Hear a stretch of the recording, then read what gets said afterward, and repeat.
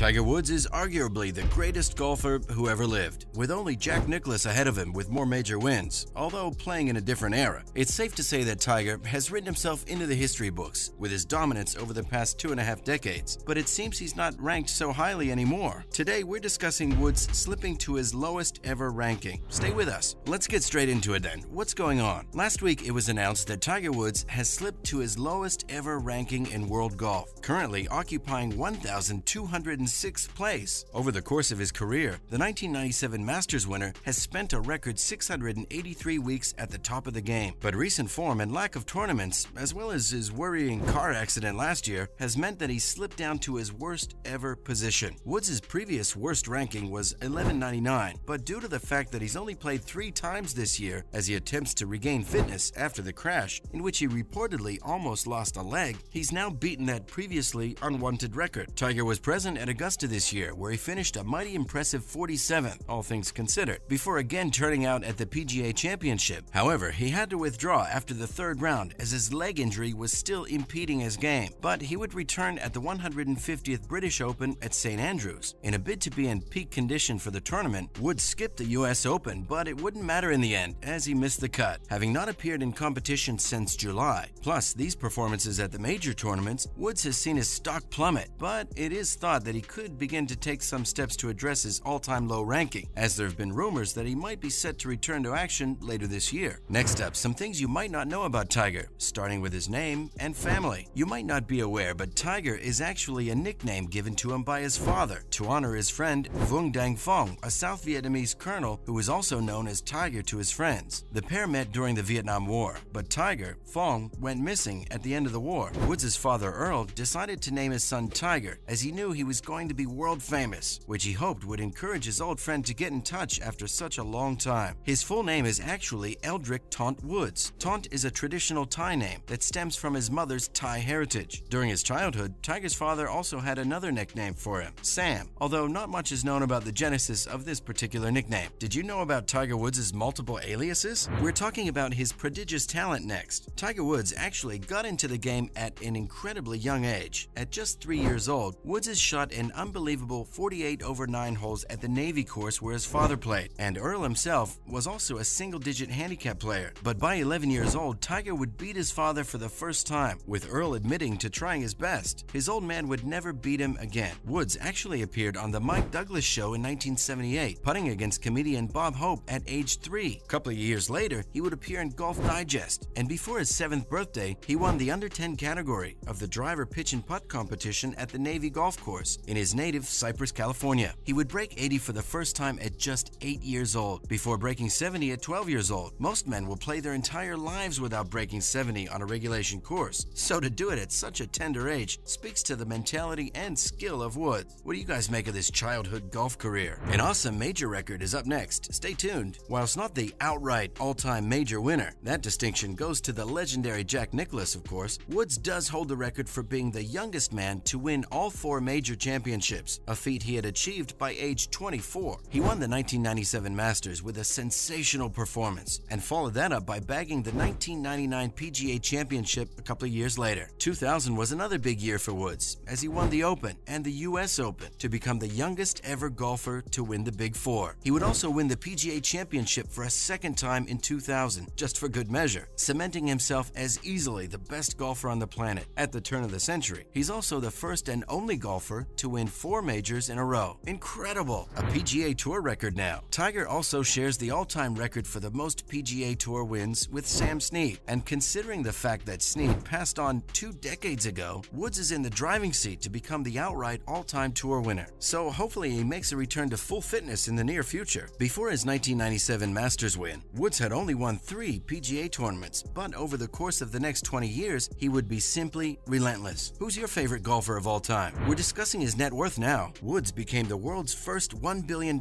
sportsman during the height of his powers, thanks to sponsorships from huge global companies such as Nike and Monster Energy. He's currently worth around $1.1 billion, so it's safe to say he doesn't need to worry about money ever again. A surprising religious fact about Tiger now. Stick around. Growing up on the west coast of the United States, most would have thought if Tiger Woods held any religious beliefs, they'd probably fall somewhere on the Christianity spectrum. However, that isn't the case. Thanks to his his mother, Kutilda, Tiger is actually a Buddhist. Of course, being from Thailand, where Buddhism is the dominant religion, Tiger's mom raised him as a follower of the religion. But whilst he has claimed in the past that he doesn't agree completely with every aspect of the religion, he still practiced it growing up. Did you guys know Tiger was a Buddhist? Surprising, right? We're discussing his vision next. Stay with us. You might not be too surprised to learn that one of the best golfers ever has almost perfect eyesight. However, it wasn't always this way. In 1999, Tiger underwent corrective laser eye surgery, and it instantly improved his fortunes as he went on to win 7 of his next 10 events immediately after. Have you guys ever undergone laser eye surgery? Let us know how it is below. A childhood impediment next. If you have ever heard Tiger speak in interviews or press conferences, you will have probably noticed he's quite the orator. However, as a child, he struggled with a pretty blatant stutter which affected him badly. He once described it as words lost somewhere between the brain and the mouth, but he managed to get over the problem via a pretty ingenious method. He would talk to his dog in a bid to rid himself of the stutter, and it worked. His speaking improved, and he used his success as a motivation for other life goals, which is pretty cool. His status as a Hall of Famer is up next. Stay tuned. It's hardly surprising to learn that Tiger Woods is a Golf Hall of Famer, considering what he has achieved over the course of his career. During his run as the world's #1, over the course of 13 years, Woods made 142 consecutive cuts, which is absolutely crazy. He also won 11 PGA Tour Player of the Year awards, and earlier this year, he was finally inducted into the Golf Hall of Fame. The induction ceremony took place before the first round of the Players' Championship in Florida at the PGA Tour's HQ at Sawgrass. Other inductees include 4-time women's major winner Susie Maxwell Burning, as well as Tim Fenchman and Marion Holland.